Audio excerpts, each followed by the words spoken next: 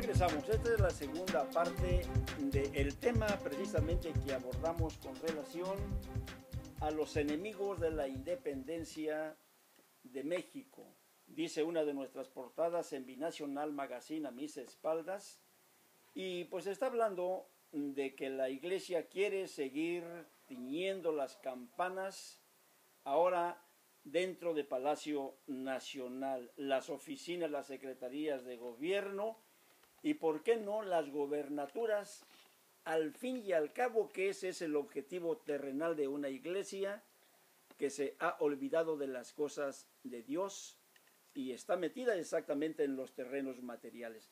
Le comentaba con Esther aquí sobre esta revista de Proceso, habla sobre la sumisión y vemos a Felipe Calderón Hinojosa con Joseph Ratzinger precisamente de una manera rindiéndose, entregándose como lo hizo en su momento, ya mencionamos Vicente Fox Quesada, y así como pues lo han hecho cada uno de los gobernantes de corte confesional.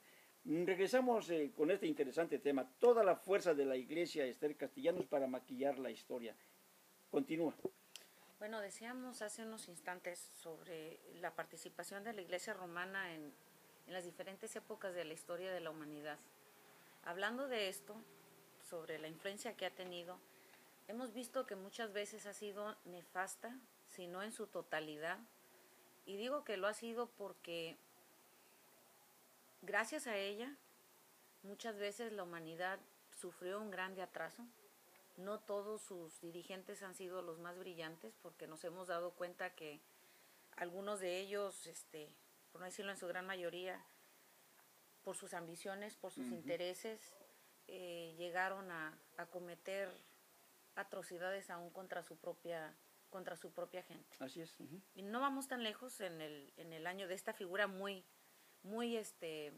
controversial como lo fue Pío IX, que en su momento, y vamos a lo que va a ser lo de la independencia, pero que en su momento, cuando precisamente en su país, a finales de 1800, se estaba buscando la unificación de Italia, mandó traer tropas austriacas para que vinieran y fueran a Italia y pelearan contra sus propios conciudadanos, ¿verdad? Contra sus propios paisanos. ¿Qué diríamos de otro, por ejemplo,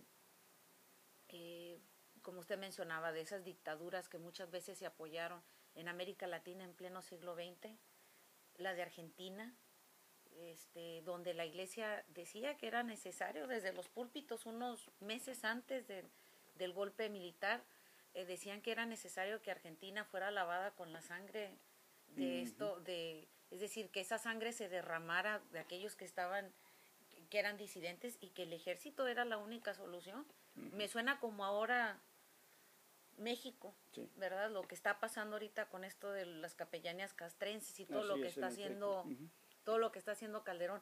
Por eso cuando miraba esa gráfica donde está Calderón con Ratzinger, recordé lo que dijo en su momento cuando estaba en Silao, que decía cuando lo estaba despidiendo: acuérdese de nosotros, encomiéndenos a Dios. Y comenté que cuando en la ciudad de Guadalajara a una persona que iba pasando, platicando, le digo: ¿y usted qué opina de esto? Me dice: pero se le olvidó mencionar que porque el primer diablo era él. Estoy diciendo las palabras de este jalisciense, no eran las mías. Yo hubiera usado otro tipo de palabras. Pero él mencionaba eso. Entonces, al ver lo que ahora, si eso es ahorita en el presente, veamos lo que pasó en 1810. ¿Qué se vivía en México en esas épocas? En esas épocas, a pesar de lo que ahora se trata de maquillar a la iglesia como la mayor benefactora en el país, como que fue la propulsora de la educación, siempre se ha dicho de los derechos de los demás, pues no, porque en México existía, en la época colonial, viene precisamente por la íntima relación que había entre la corona y la iglesia católica. No hay que olvidar, nada más para que pensemos, analicemos, que si de los virreyes que hubo en España, en la Nueva España, 10 aproximadamente fueron clérigos, podemos darnos cuenta que este porcentaje nos indica de que estaban muy unidos en diferentes épocas. Es más, Uno antes del inicio de la independencia, Javier Lizana de Beaumont, Francisco de Lizana y Beaumont, perdón, había sido virrey en los años de 1808, 1809 aproximadamente, un año antes de que estallara el movimiento de la independencia. Entonces, imaginémonos quién era quien tenía el control en la sociedad mexicana.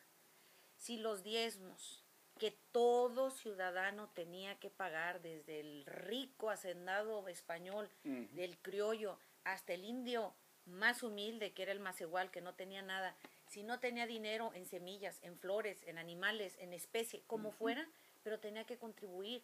Y de esa forzosa contribución, pues una parte se iba a la corona, pero también se llevaba su tajada la Iglesia romana. Así es.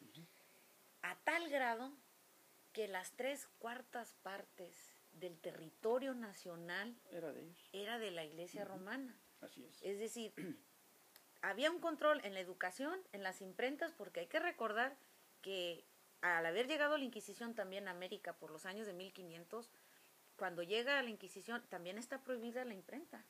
No cualquier libro se puede imprimir, salvo aquellos autorizados por la Iglesia romana.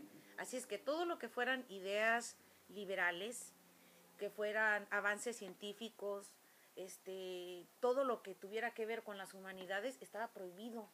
Con la literatura estaba prohibidísimo en México, se tenían que meter de contrabando. Si en Europa había estas sanciones, imagínense en las demás colonias.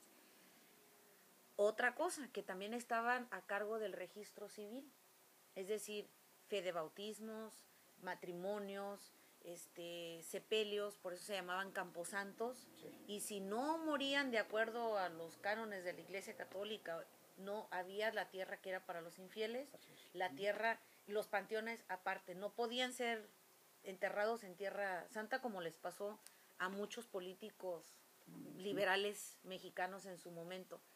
Y otra cosa, que poco se conoce en la historia, porque oía precisamente hace 2 años salían muchos artículos en el Bicentenario, y hablaba sobre, uno de los editorialistas, sobre la narcoburguesía, es decir, esa que no se da cuenta más allá de lo que tiene el frente, y que precisamente por su ignorancia de la historia o por quererla, por lo que a veces se apasionan en los nacionalismos, ignoran muchos detalles. Y uno de los detalles era de que en México había un sistema de castas, así como hay razas de perros, así también hay razas de humanos. Hoy cualquiera que me oyera, pues a lo mejor hasta se asusta, ¿no? ¿Cómo es posible? Pero así están en los registros. Así quedó, ciertamente. Hijos de españoles, criollos, mestizos, había cambujos, había nombres que lobo, cambujo, salta para atrás, ahí te quedas, nombres que cuando los oye uno dice, pues ¿cómo es posible que una persona fuera catalogada de acuerdo a su etnia, fuera así clasificada?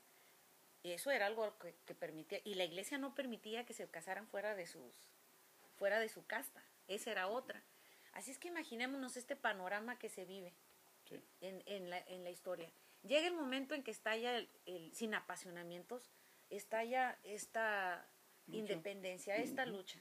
Aunque ya hubo quienes eran precursores, pues, puesto que España estaba siendo invadida por los franceses, y pues Francia tenía un gobierno liberal, pues era napoleónico. Lógico que en las colonias hubiera la disyuntiva y dijeran ellos, bueno, no podemos estar nosotros sujetos a otro gobierno cuando el gobierno que nosotros nos rige en las colonias es el español, pues debemos de alguna manera nosotros estar independientes.